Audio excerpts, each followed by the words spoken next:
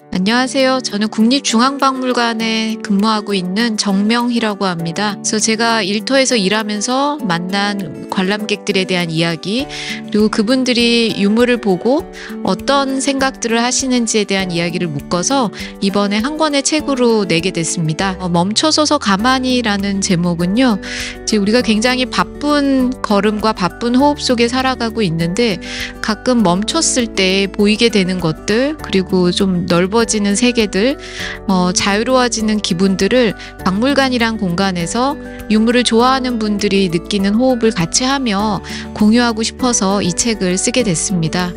네, 책을 읽는 동안 나 몰랐는데 박물관 가고 싶네 라든지 책을 덮고 한번 가까운 박물관 찾아가 볼까 라는 생각을 하시게 되는 계기가 되면 정말 기쁘겠습니다. 네, 감사합니다.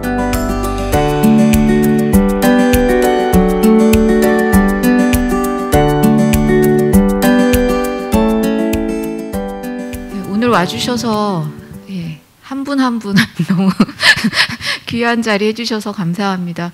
금요일 저녁에 책방에 오시는 분들은 과연 어떤 분이실까 되게 정말 궁금했습니다. 또 제 책 이야기, 또 유물 이야기 들으려고 시간을 내주셔서 저한테는 되게 소중한 시간이 될 것 같아요. 그래서 여기 오신 분들에게도 그런 시간이 됐으면 좋겠습니다. 저는 여기는 처음 와봤고요. 그 선릉역에 있는 최인화 책방에 가서 이제 책을 보면서 여기에 내 책이 있으면 참 좋겠다는 생각을 1월인가 해본 적이 있어요. 근데 초청해 주셔서 또 이 책방을 사랑하는 분들을 만날 수 있게 돼서 저한테는 되게 좀 꿈 같은 그런 저녁입니다. 지금 보시는 화면은 우리 사유의 방인데요. 박물관에 이제 방가사유상이라는 유물은 계속 있었지만 조금 더 사람들에게 우리 르브르에 갔을 때 모나리자 보고 와야 되지 않아처럼 하나 기억할 만한 공간을 만들자라는 생각으로 작년에 우리 박물관이 진행을 하게 됐습니다. 그래서 원래 방가사유상은 한 점만 전시되어 있었고 일정 기간이 지나면 다른 작품을 교체를 했었는데요. 그 두 점이 항상 내가 언제 찾아가든 같은 공간에 있으면 좋겠다라는 생각에서 기획이 됐어요. 그래서 제가 이제 이 책에 대한 얘기를 오늘 하겠지만 결국은 이제 박물관에 찾아오시는 분들, 그리고 박물관에서 유물을 보고 가는 분들이 저의 관심이고 또 이 이야기에 등장하는 분들입니다. 그래서 오늘 하나씩 얘기를 좀 같이 해가면 좋을 것 같습니다. 저는 이제 국립중앙박물관, 사람들은 이제 국박이라고 불러요. 국박이란 단어가 되게 낯선 분도 계실 텐데, 우리 이웃인 이제 현대미술관은 국현이라고 하고요. 이제 미술관이나 박물관 좋아하는 사람들에게 불리는 별명이 있습니다. 별칭 중에 하나인데요. 매일 이제 박물관에 출근하는 사람입니다. 저는 이제 한국미술사를 전공했지만 박물관에는 고고학을 전공한 분도 계시고 역사학을 전공한 분도 있고 문화재 병원처럼 이제 아픈 유물을 치료하는 보존과학자들이 있습니다. 이분들은 이제 이과생들이고 우리와는 또 되게 다른 문과와 이과의 어떤 그 차이를 같은 일하면서도 많이 느끼고요. 또 교육을 하는 분들, 뭐 홍보 마케팅을 하는 분들, 다양한 직렬이 박물관에서 일하고 있습니다. 직렬이 계시고요. 대부분 이제 여러분들이 오늘 보냈을 일터의 시간 혹은 집에서의 시간과 마찬가지로 저희도 갑자기 떨어지는 일이나 항상 반복되는 일들, 또 그 사이사이에는 조금씩 기쁨을 느끼는 일들이 교차하면서 일을 하고 있습니다. 그래서 박물관에서 어떤 특별한 주제 전시를 맡게 되고 그 전시가 관람객에게 좀 좋은 반응을 받으면 또 굉장히 기뻐하기도 하고요. 알아봐 주지 않을 때는 또 그런 부분에 서운해지기도 하는 그런 이제 평범한 직장인들이 저희 일터의 동료들입니다. 제가 이 책을 생각을 하게 된 것은 유물에 대한 이야기보다는 사실 박물관을 찾아오는 사람들에 대한 얘기였어요. 어떤 사람들은 박물관 하면 큰맘 먹어야 간다. 어디서부터 봐야 될지 모르겠다. 뭐 딱딱하고 지루한 곳이 아니냐 이런 분도 있는 반면 또 어떤 분들은 시키지 않아도 항상 유물 앞에 가 있고 답사 가고 미술관 가는 분들이 있습니다. 그럼 이제 주변의 지인이나 가족은 되게 지쳐요. 왜 갔던 데를 또 가냐. 한번 봤으면 그만 봐야 되지 않냐. 아니면 나올 시간이 됐는데 왜 나오지 않냐. 이런 얘기들을 하는데 과연 사람을 계속 박물관으로 혹은 유물로 오래된 물건으로 끌어모으는 힘은 뭐길래 저 사람들은 뭐가 좋아서 자꾸 유물 앞에 가 있는 거지? 이런 얘기들을 좀 들려주고 싶어서 이 책은 그런 공간에 대한 이야기들을 하고 있습니다. 이제 박물관에 이제 찾아오는 분들, 오늘 저랑 같이 있었던 분들도 또 박물관에서 우연히 지나가다 저를 만나면 아 그때 6월 금요일에 같이 그 최인하 책방에서 뵀었잖아요.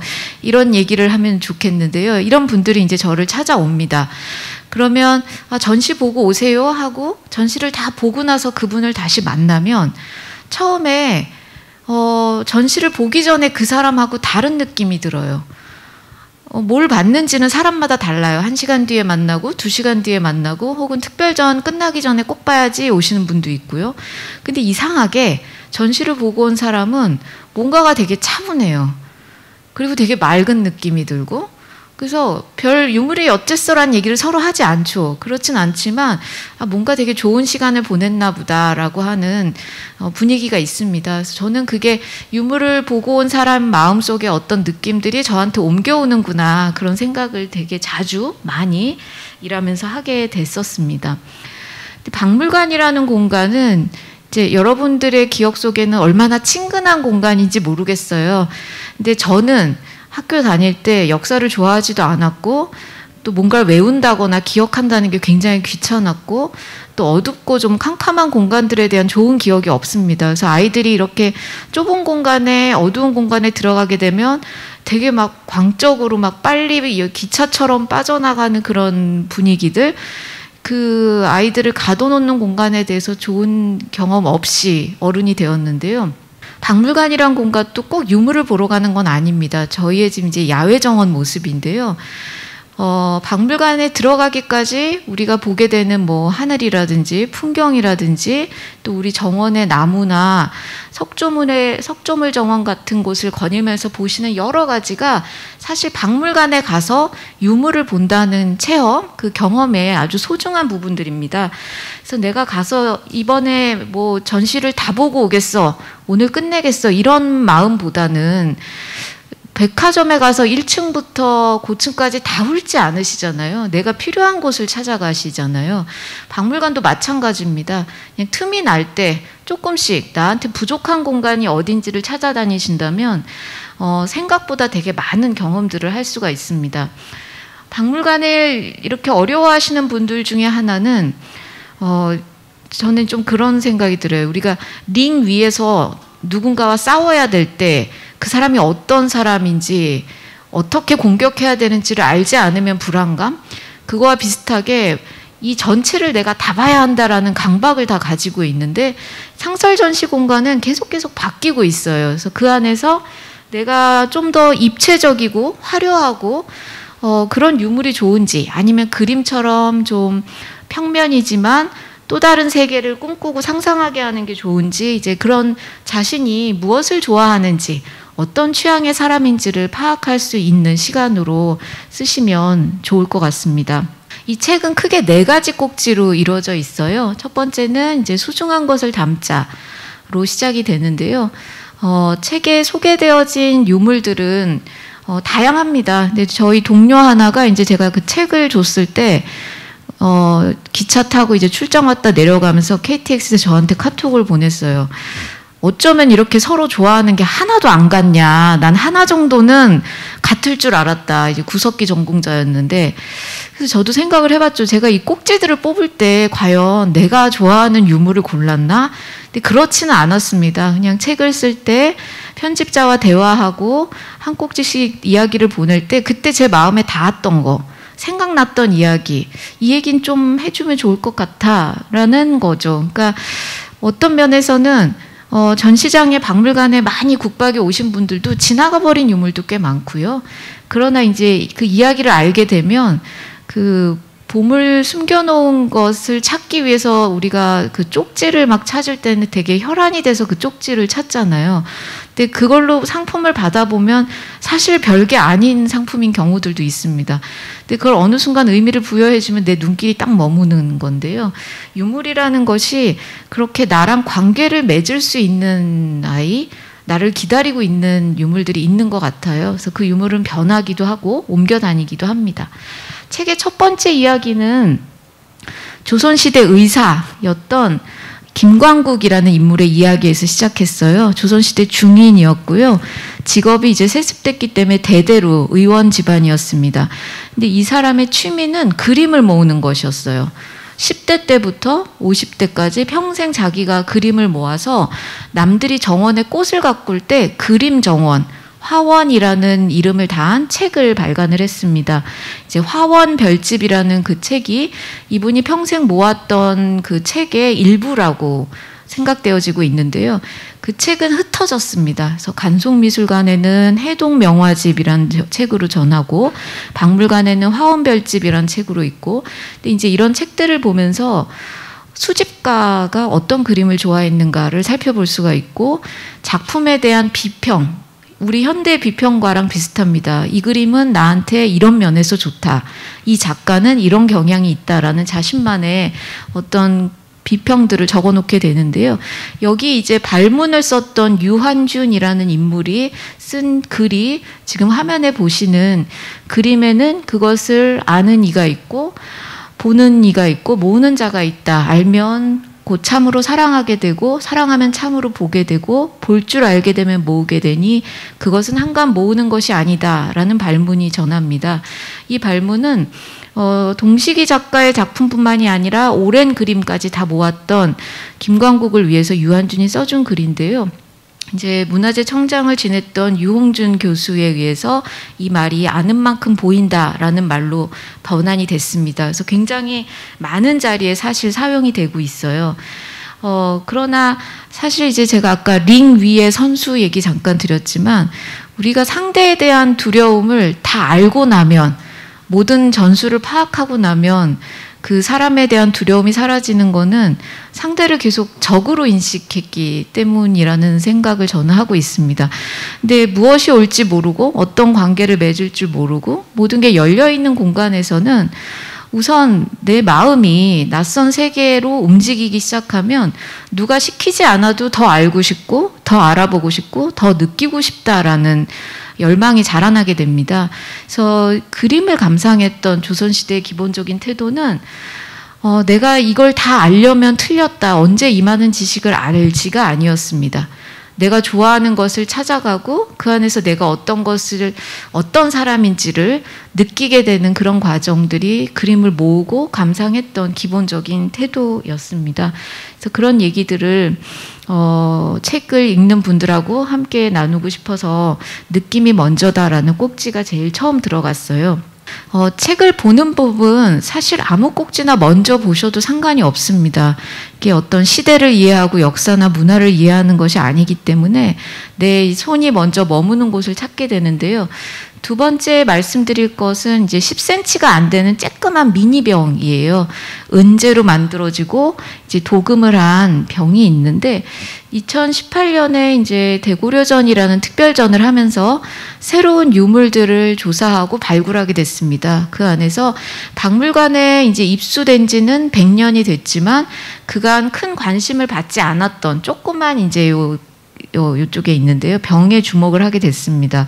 그래서 전시장에서는 고려라는 시대를 우리가 조선 500년은 알아도 고려 500년은 굉장히 베일에 쌓여져 있어요.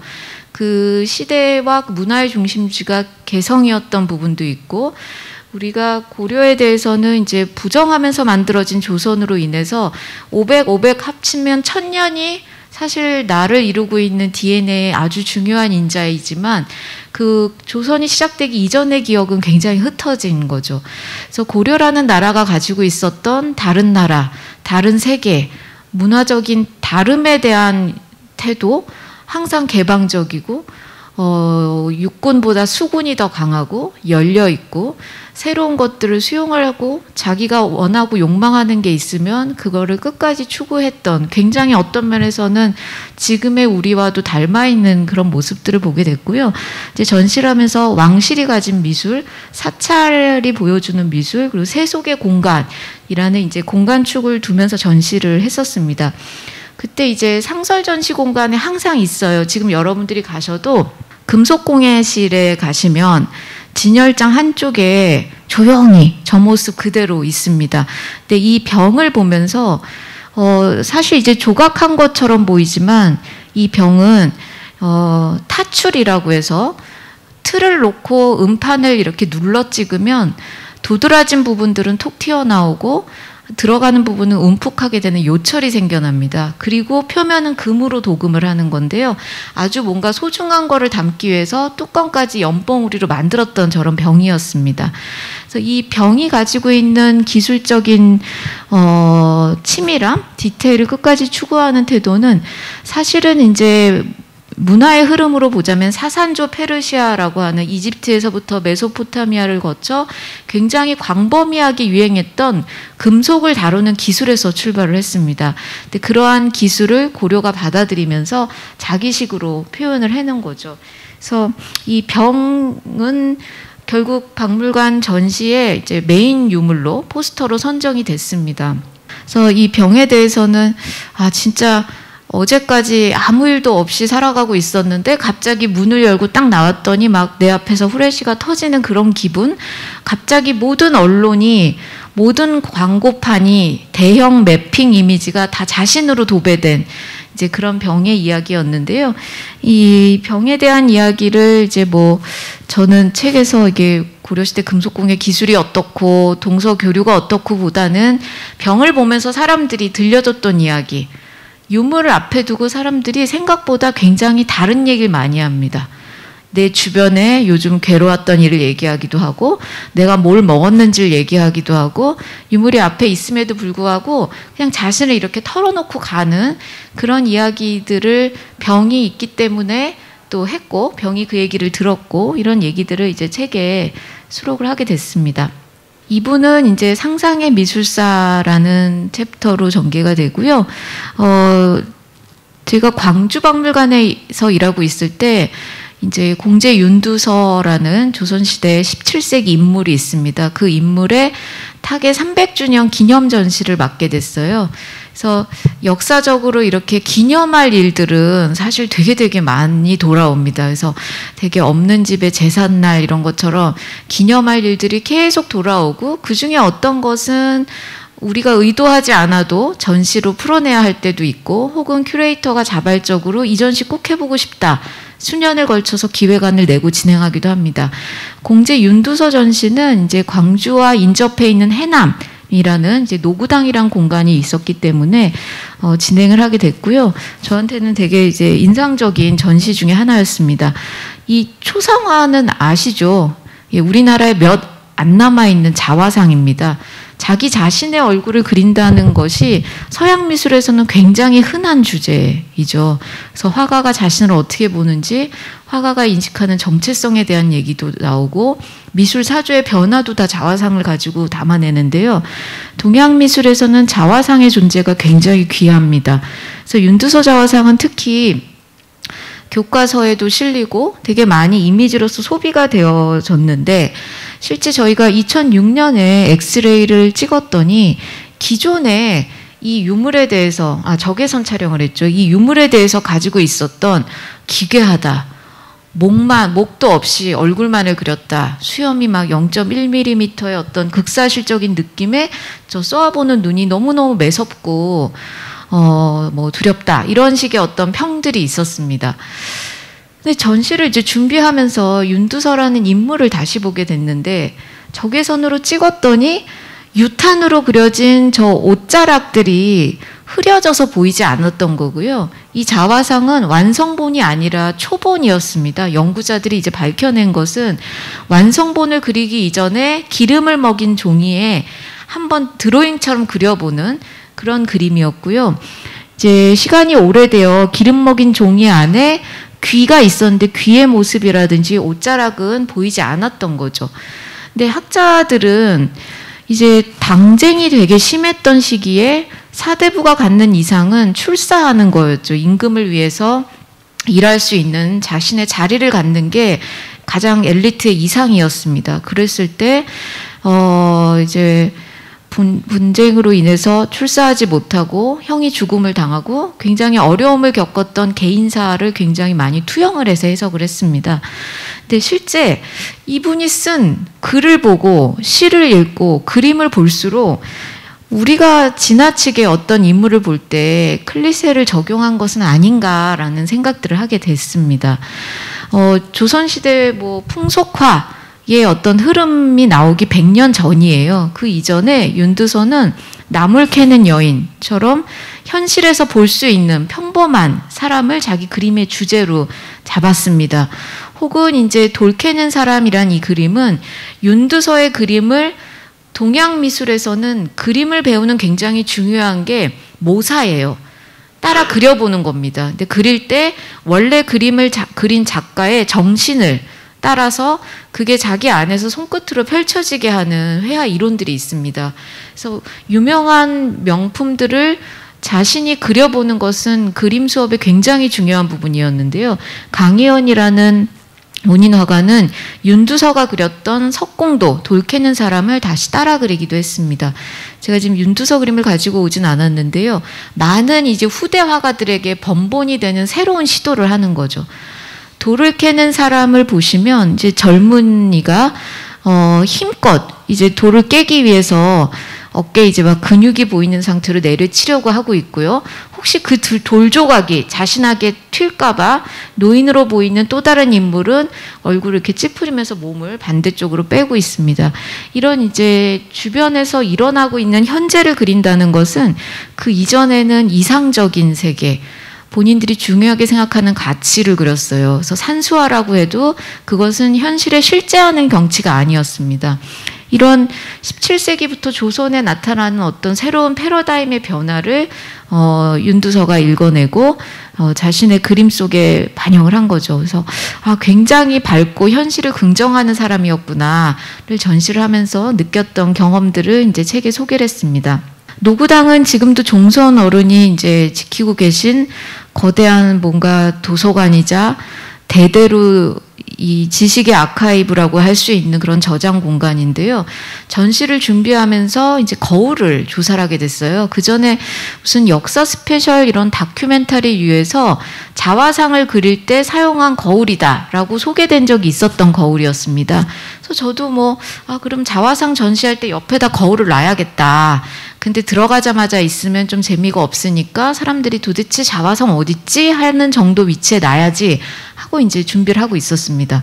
그런데 이 경함인데 조선시대 목가구의 되게 실용적인 부분들이 뚜껑을 이렇게 닫으면 케이스가 되고요. 보관함. 펼쳐서 딱 걸치면 뒷면이 접혀서 경첩이 있어 접힙니다. 거울을 볼 때 지지대가 되는 이제 이런 경함을 조사를 하게 됐어요. 근데 갑자기 근데 저 뒷면이 어떻게 생겼지? 궁금해서 이제 뒤집어 보게 된 거죠. 뒤집었는데 원래 우리나라 거울은 여기 뉴가 있습니다. 뉴. 근데 이 고리가 없고 여기다가 고정을 시키면 이쪽 면에 이제 얼굴이 반사되는 거거든요. 그리고 생전 본 적 없는 모란꽃이 이렇게 돌아가고 이 주변에는 막 모래를 흩뿌린 것 같은 기법이 있고 또 여기에 한자가 이렇게 적혀 있었습니다. 저는 정말 깜짝 놀랐어요. 이게 윤두서가 자기를 볼 때 그렸다라고 생각한 거울인데 열어보니 이게 다 신화였고 조선 거울이 아니었던 거죠. 그래서 그 당시 이제 외경을 공부하는 연구자를 수소문해서 동아대학교에 한 분이 계셨습니다. 그분한테 어떻게 하면 좋냐. 일제거울이다. 윤두서가 왜 일제거울을 가지고 있냐. 이건 후대에 만들어진 신화가 아니냐. 이제 그러면서 그분하고 조사를 같이 시작했는데 그래서 이거는 천하일삼전 무장수라고 읽는 것이 아니었고 텐카이츠 모리타 무사시카미라는 일본에서 거울을 만들 수 있는 장인에게만 너는 거울을 만들어도 좋다라고 허가한 명문이 텐카이츠였고요. 장인의 이름이 모리타였습니다. 이 장인은 무사시카미라는 현재 도쿄 일대 지명에서 거울을 만들던 사람이었던 거죠. 근데 다행히 이 장인의 활동 시기를 봤더니 윤두사랑 별로 다르지 않았던 거였습니다. 그러니까 적어도 20세기에 만들어진 설화는 아니구나. 그래서 뭐든지 이게 두들겨보고 했어야 되는데 나는 연구직이 돼가지고 방송에서 나온 것만 보고 전시를 하려고 했다니 굉장히 이제 제가 그날 저녁 자책을 하고 이런 일이 있었습니다. 그러나 어쨌든 왜 이 일본 거울이 해남에 오게 됐는지 궁금증은 풀어야 했고요. 푸는 과정에서 이제 많은 연구자리 윤두서를 연구를 합니다. 윤두서처럼 대를 이어서 그 당시에 나오는 가장 좋은 책, 천문학에 대한 책, 수학에 대한 책, 역법에 대한 책, 지리서에 대한 책이 궁금하면 지금 이 역삼역 인근에 있는 분들은 책이 궁금하면 최인화 책방에 오시겠죠. 조선시대는 윤두서 집으로 찾아갔습니다. 원래 한양에서 되게 오랫동안 세거했던 집안이에요. 이제 할아버지가 고산 윤선도였고 임금의 스승이었습니다. 그래서 임금이 내린 집을 허물어서 배에 싣고 내려가서 해남의 노구당을 다시 지을 정도로 어떤 집안의 가계, 계보, 그리고 새로운 학문에 대한 관심이 굉장히 높았던 윤두서는 열린 사고를 했었고 새로운 책들을 수입했고 청에서 바로 나온 책들은 우리가 뭐 성호 이익하면 실학자로서 딱 떠올릴 수 있는 그 형제들도 윤두서와 인접거리에 살면서 항상 그 책을 빌려다보고 했었습니다. 이 책들은 다시 해남 노구당으로 가게 됐고요. 노구당을 찾는 사람들이 원하면 책을 보고 공부할 수 있는 그런 공간이 됐습니다. 그래서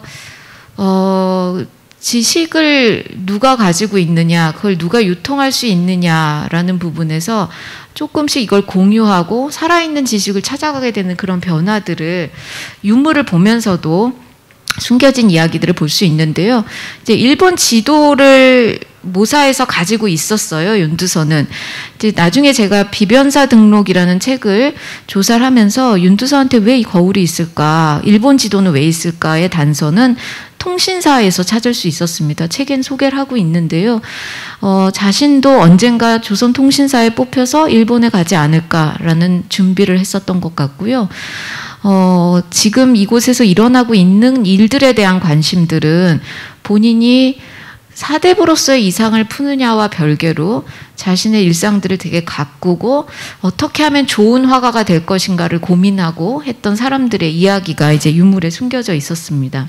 세 번째 챕터는 이제 만명에게 있는 방가사유상에 대한 얘기로 전개를 했어요. 이 뭐 자라병도 있고 우리 사유의 방이라는 공간도 있고 또 제가 좋아하는 파란색 유리병, 먼 사막을 건너서 바다를 항해해서 신라까지 오게 된 유리병에 대한 얘기들도 있습니다. 아침 7시에 이제 제가 지금 일하고 있는 부서에서는 아침 행복이 똑똑이라는 큐레이션 서비스를 합니다. 그래서 신청을 하신 분들은 월요일하고 목요일에 짤막한 그림하고 사진 도판하고 글을 받아보실 수가 있는데요. 이거는 이제 큐레이터가 필자가 되는 것이 아니라 박물관을 찾아오는 분들, 박물관을 사랑하는 분들 혹은 어린이, 생업을 하시느라 젊을 때 좋아하는 일을 하지 못했던 은퇴하신 분들, 되게 많은 다양한 분들이 오늘의 큐레이터가 되어 유물과 자기에게 얽힌 이야기들을 소개를 해주십니다. 굉장히 많은 사람들이 좋아하고 자기 안에 하나 꼭지 써주세요. 그러면 저도 방가사유상 쓰고 싶은데요. 이런 분이 생각보다 많으시고요. 그랬던 경험의 한 꼭지를 책에 소개를 했습니다. 지성이는 당시 5학년이었던 아이였는데 이제 제가 그리기 대잔치 심사를 갔어요. 그래서 되게 마음에 들었던 작품이었고 무엇보다 방가사유상 옆에 자기가 앉아있고 어깨 위에 똑같이 새 한 마리가 있는데 방가사유상 얼굴이 지성이 얼굴처럼 둥글둥글하고 이렇게 귀엽게 변해 있는 모습이 되게 좋았습니다.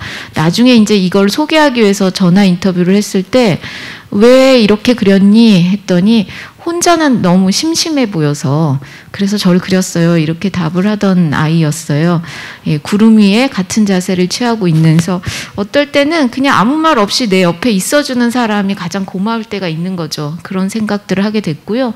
또 한 분은 이제 은퇴하신 CEO셨는데 그 할아버지는 거의 10년째 박물관 대학을 듣고 계셨어요.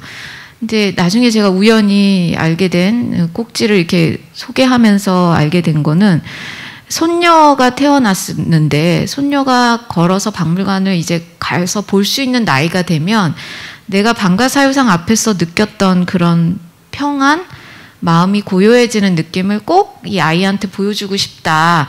그래서 계속 박물관 대학을 다닌다라는 얘기를 해주셨던 할아버지가 계셨는데 그런 사람들에 대한 이야기, 박물관은 서점하고 똑같습니다. 책이 있어야 되고 이 서점이란 공간이 있어야 되지만 여기 오늘 찾아와 주시는 여러분들이 없다면 이게 존재할 수가 없잖아요. 박물관이란 의리의리한 공간이 있고 수만 점의 국보 보물 문화재들이 있어도 그걸 봐주는 사람이 없으면 생명력이 없습니다. 이제 그 공간을 찾아와 주는 사람들에 대한 이야기를 책에서는 좀 가능한 소개들을 했습니다. 이 꼭지에서 얘기하고 있는 것 중에 하나는 이제 차를 만들고 차를 마시는 다점, 현대의 카페와 같은 공간인데요. 고려전을 하면서 한쪽에는 차를 만드는 공간을 두고 이쪽은 이제 차를 음미하는 공간을 뒀어요. 근데 제가 지난번에 이제 구미에 갔을 때 고려전을 보셨었던 경험들을 이제 그날 오신 분들이 막 얘기를 해주시면서 되게 재밌는 얘기를 하나 들었는데요. 진각국사 해심이라는 고려시대 스님이 계십니다. 송광사 스님이신데 이 스님이 시를 되게 많이 쓰셨어요. 근데 그 시 중에는 마음에 와닿는 시가 많아서 저도 가끔 보는데 전시를 할 때 이 스님 시를 되게 쓰고 싶어졌습니다. 그게 뭐였냐면 스님이 이제 어느 날 이제 뭐 마을을 갔다가 다시 산으로 돌아오셨는데 차가 한 잔 드시고 싶었던 거예요. 그래서 이렇게 하늘을 올려다 봤더니 은하수가 있고 거기에 국자 모양의 아마도 북두칠성이 있었던 것 같습니다. 그래서 스님이 은하수 길어서 차 다리는 밤 내가 끓이는 차의 향기가 달의 개수나무까지 닿을 것 같다라는 이제 그런 시를 쓰셨는데 기획전시 공간은 큐레이터들이 몇 년에 걸쳐서 기획안을 제출하고 심사를 통과한 기획전시를 준비해서 오픈하는 곳입니다. 거기 방이 이제 1실과 2실로 나눠져 있어요. 근데 이 실의 한 끝쯤 오시면 너무 힘들어요. 지치고 다리도 아프고 또 유물을 본다는 게 되게 에너지를 많이 쓰는 일이어서 이쯤에서 차를 한잔 하고 가시면 좋겠다라고 해서 저희가 이제 차를 더 껐는데 옆에 마침 이사와 있던 오설록을 찾아가서 차를 진짜 대접해 드릴 수는 없지만 차 향이 나는 전시를 만들고 싶다. 뭐 방법이 없겠냐. 그런 이제 의논을 하다가 오설록에서 그러면 녹차를 그 전시 기간 동안에 덮을 수 있게 이렇게 해주겠다. 그리고 이제 차를 덮는 그게 이제 일종의 오설록의 노하우라고 해야 될까요? 매장 운영의 노하우가 되는 훈향기가 있었습니다. 이제 그런 기계들을 저희가 구입을 해서 마치 차를 한 잔 대접받는 느낌을 이제 이 공간에 만들었는데 그때 이 시를 여기다 썼어요. 스님의 시를. 근데 그날 구미에 북토크에 오셨던 분 한 분이 이제 자기 경험을 들려주신 얘기가 이 시를 보면서 좋다 하고 있는데 이 나이 드신 할머니가 계셨대요. 그래서 내가 깜빡하고 안경을 안 갖고 왔는데 저기 뭐라고 써있는지 좀 읽어주면 안 되겠냐. 그래서 본인이 그 시를 이렇게 한 줄 한 줄 읽어드렸는데 이렇게 어느 순간 보니까 주변에 어르신들이 이렇게 모여서 다 내가 읽어주는 그 목소리를 듣고 있었다. 그때 너무 뿌듯했다. 얘기를 해주시더라고요. 그래서 저는 사실 잘 모르는 얘기죠. 저희는 전시를 준비하고 전시 공간에 있기보다는 항상 무대 뒤쪽에 있는 사람들인데요. 가끔 이제 이런 분들의 얘기들을 들을 때 저도 되게 미소 짓게 되는 그런 부분들이 있습니다. 마지막은 이제 4부이고요. 떠나지 않고도 여행하는 법에 대한 이야기입니다. 유물은 꼭 뭔가를 배우고 공부하기 위해 존재하는 것이 아니라 어떨 때는 이제 박물관이란 공간이 그렇잖아요. 현실과는 좀 다른 높은 천정이 있고 그곳에서 보이는 빛도 그렇고, 사실은 미술관과 다르게 박물관은 백화점하고도 비슷한데 원래 창이 없는 구조예요. 백화점은 이제 시간 가는 걸 모르게 쇼핑을 해라라는 공간이라면, 박물관은 오래된 노쇠한 분들이거든요, 이 유물들이. 그러니까 이분들에게 온도와 습도와 적절하게 외부에 나갈 수 있는 시간이 있습니다. 그래서 회화유물 같은 경우는 우리 박물관은 3개월을 전시하면 9개월을 쉬어야 돼요. 또 금속유물 같은 경우에는 공기에 노출해도 되는 게 있고, 노출하면 안 되는 발굴유물은 밀폐장에 수장고에 넣을 때도 경납을 합니다. 토기나 도자기처럼 온습도에 전혀 상관이 없는 유물도 있고, 그래서 그 각자가 적합한 환경이 있기 때문에 사실 빛이 환하게 들어오는 박물관이란 것은 우리 정서에는 되게 존재하기 어려운 공간입니다. 근데 그 유물들은 조금만 여러분이 시간을 내서 관심을 기울여주면 자기가 어디서 왔고 어떤 삶을 살았고 나를 사용하던 이들은 누구고 내가 본 건 뭔지를 들려줍니다. 그래서 그런 이야기들을 이제 사부에 담았습니다. 고려시대 엄청 대유행했던 거울인데요. 이제 여기에 이렇게 제목이 있어요. 황비창천인데 이 거울 이름을 기억하실 필요는 없습니다. 근데 고려 사람들이 되게 좋아했고, 아까 제가 이게 없다고 말씀드린 거예요. 한국의 거울들은 다 류가 있어서 경대 거는 구조인데 아까 그 일본 거울은 없었죠. 이 황비창천이란 밝게 빛나며 창성한 하늘이란 뜻입니다. 저희가 이 적외선으로 찍어보면요, 이 먼 바다를 항해하는 상인들이 나와요. 그 바다에는 마카라라든지 바다의 괴물들이 나타나지만 열린 세계를 향해서 여기가 다 괴물들입니다. 근데 이 상인들은 두려움 없이 낯선 세계로 항해하는 거죠. 이런 거울들을 굉장히 좋아했었는데, 저도 이제 전시를 하면서 사실 그 시대 사람들이 봤다면 전혀 연관 없는 유물을 한 공간에 놓기도 합니다. 그래서 고려시대 그 예성강을 통해 들어왔던 아라비아 상인들에 대한 이야기, 굉장히 많은 동남아시아 사람들이 또 개성에 살면서 지금도 동남아시아에서 이슬람을 믿는 이들은 이런 유리 주전자를 사용합니다. 개성에서 나오기도 하고요. 유목민족들은 물통이 이렇게 가죽 물통들을 쓰는데 그걸 도자기로 변환해서 가죽이란 재료를 도자기로 바꾼 이런 재미있는 조형적인 실험들을 고려전에 활용하기도 했습니다. 이제 어느 날 제가 출근을 하려고 막 이렇게 서둘러 가고 있는데 항상 오시는 그 할아버지가 있으세요. 이렇게 좌판을 펼쳐놓고. 근데 정말 도무지 아무리 살려고 해도 살 수 없는 물건만 파시는 거예요. 장독 뚜껑을 덮는 그 투명한 꺼즈 같은 망과 여러분 잘 모르실 텐데 옛날엔 집에 다 고무줄이 있었습니다. 뭐 노란 고무줄, 까만 고무줄, 흰 고무줄.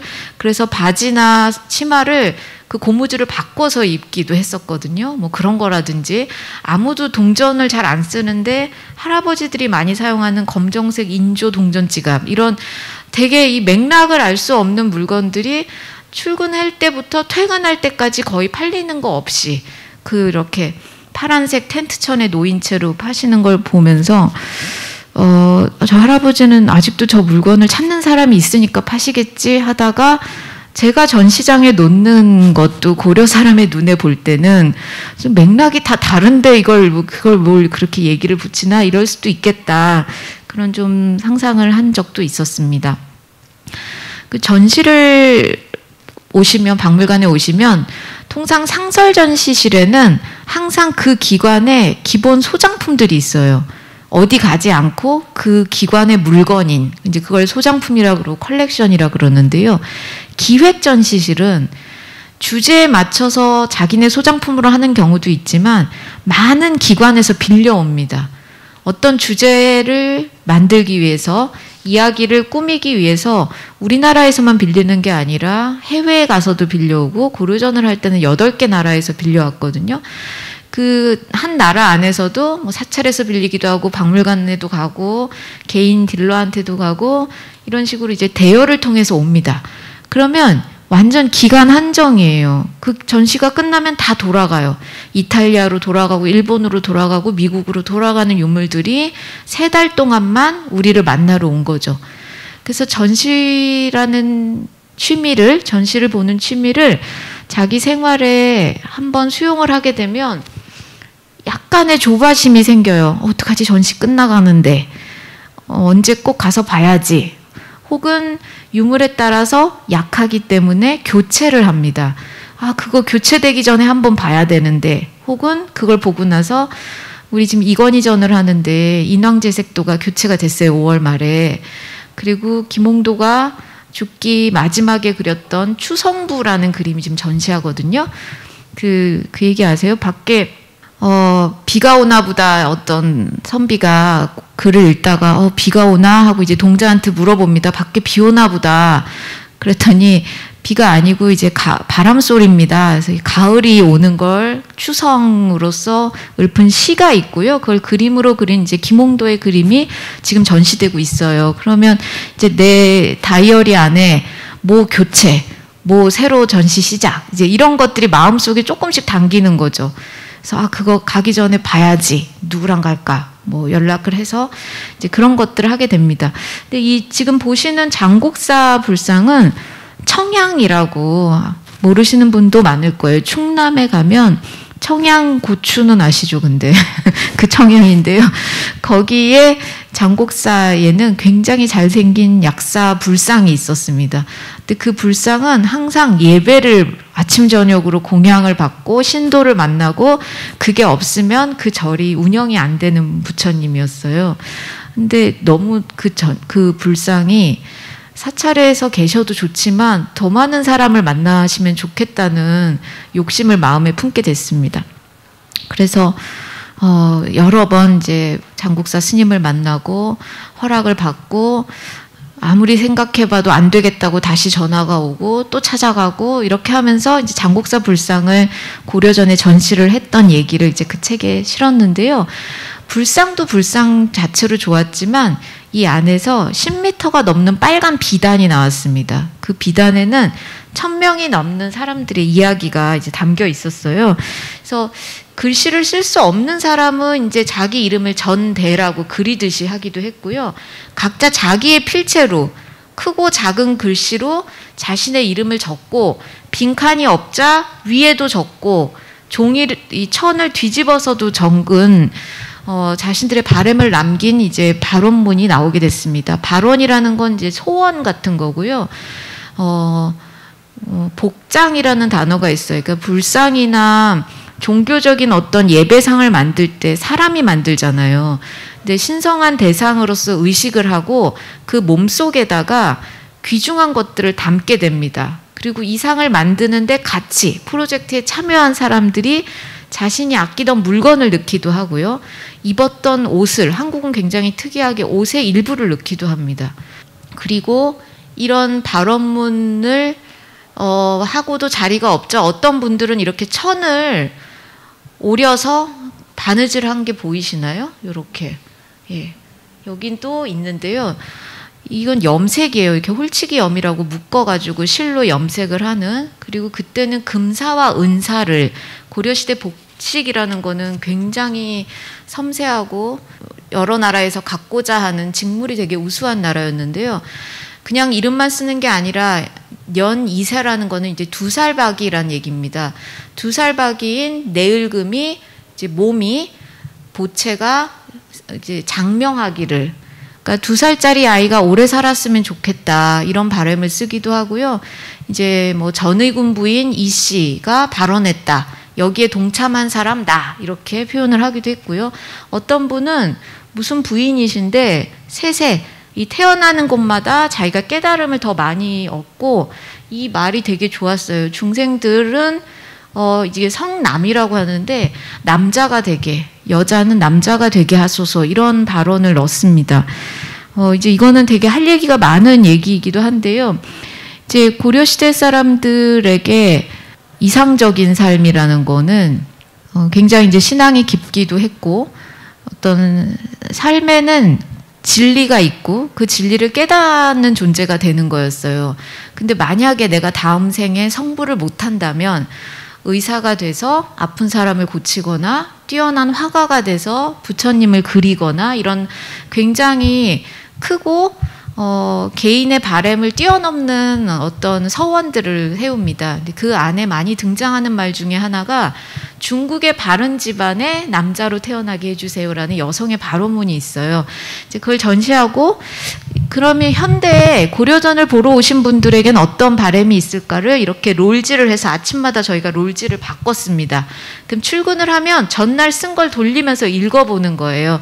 그럼 이제 어떤 분들은 이렇게 그림을 그리기도 하고 뭐 아이들은 엄마 아빠가 건강하길 바래요 이런 것들을 쓰기도 하고 거기서 좀 재밌었던 게 다음 생엔 미국의 부유한 가정의 남자 아들로 태어나게 해주세요. 이런 기록들이 남았어요. 그래서 이분들은 자신이 그때 누군가 와서 이 전시를 보고 어떤 말을 남겼는지를 잊어버리게 될 거예요.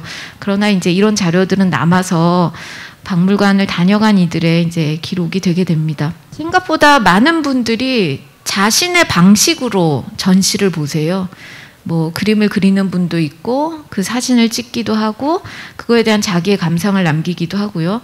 그래서 전시를 할 때 큐레이터는 되게 여러 가지 고민을 하지만 이 전시를 할 때 저희가 생각했던 건 내가 왕실의 잔치에 초대받아 간다면 내 앞에 이런 그릇이 있고 이런 파티의 분위기가 날 것이고 이제 그런 걸 되게 고려했습니다. 그래서 진열장 같은 경우에도 굉장히 유물이라는 게 귀한 거고 뷰도 높이도 우리 시야보다 더 높은 곳에 위치시키고 이렇게 하기 쉬운데 테이블은 내가 앉는 테이블의 높이라는 게 있잖아요. 이제 그렇게 좀 새로운 시도들을 해봤을 때 또 사람들이 보여주시는 반응들을 보면서 전시가 조금씩 진화하고 변하고 있습니다. 그래서 유물을 보다 보면 유물은 사실은 지금은 존재하지 않는 시간에 대한 이야기이고 그 유물이 기억하고 있는 내용들은 사실 암호 같아요. 너무 이걸 입증할 수 있는 아까 윤두서의 거울처럼 도대체 일본 거울이 여기 왜 툭 튀어나오는 거지? 라든지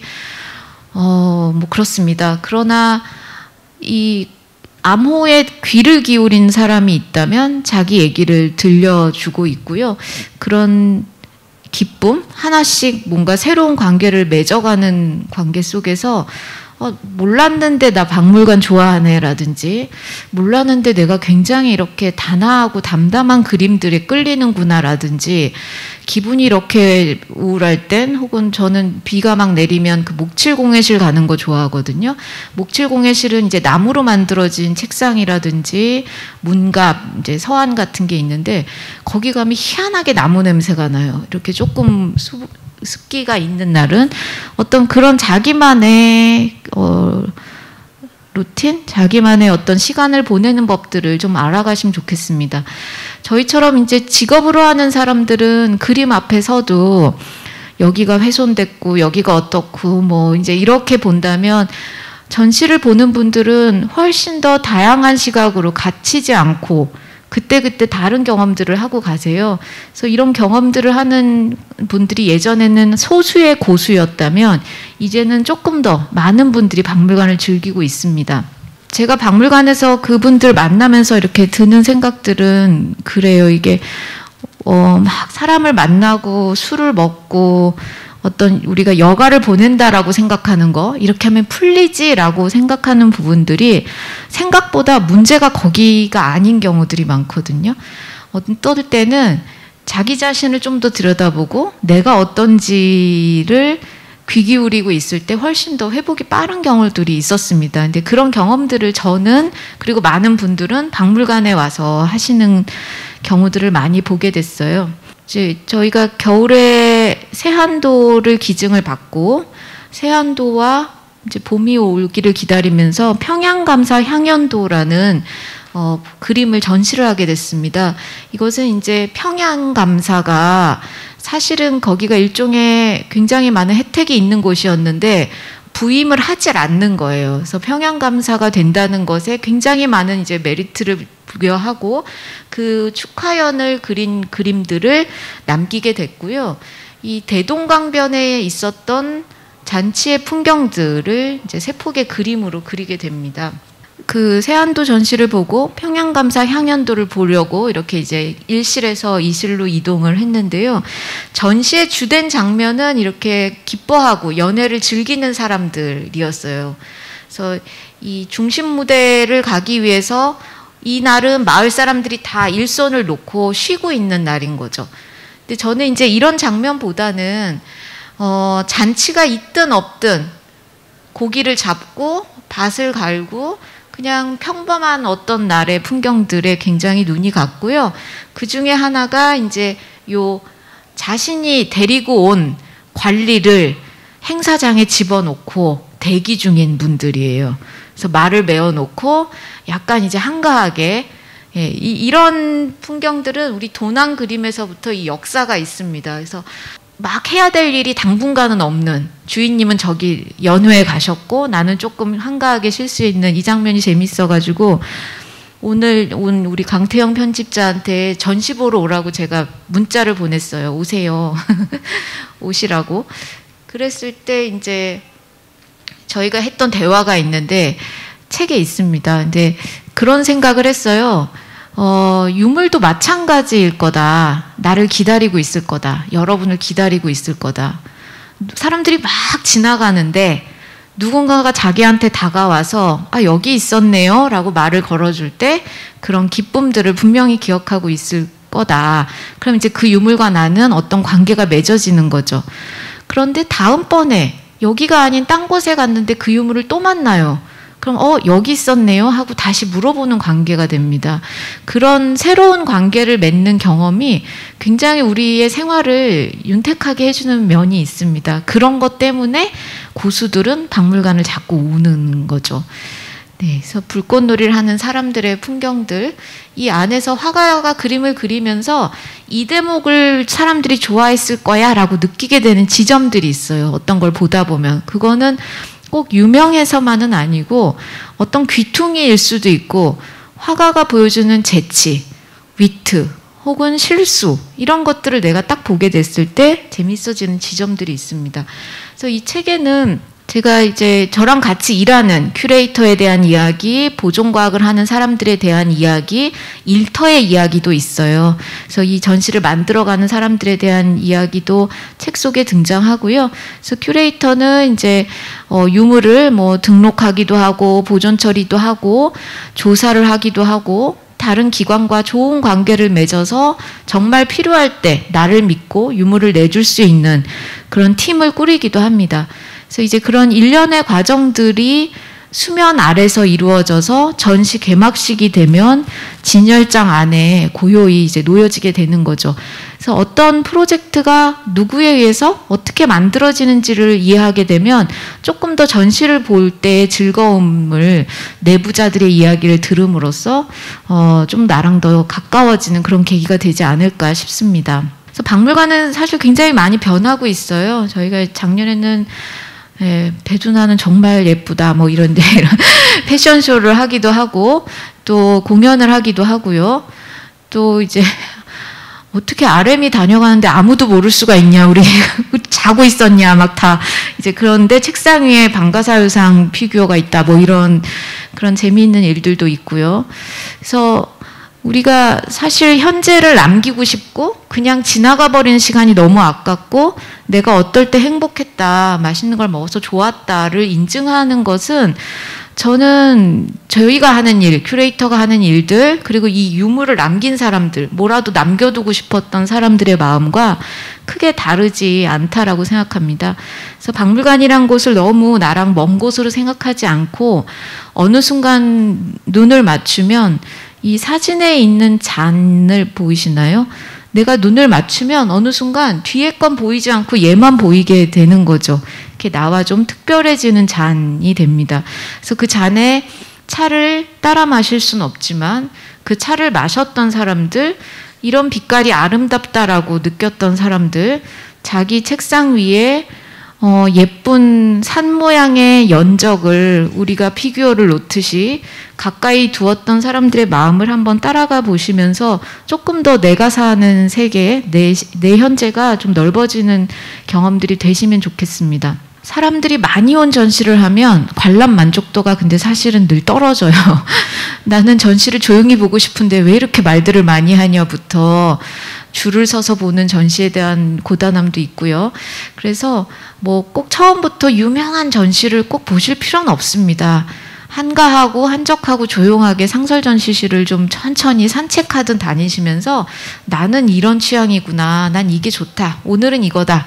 이 박물관에서 하나만 들고 가라면 난 오늘 얘로 하겠다. 자신만의 픽 그런 것들을 좀 하는 경험들을 해보시면 좋을 것 같습니다. 네, 그래서 저는 오늘 강연은 여기서 마치도록 하겠습니다. 감사합니다.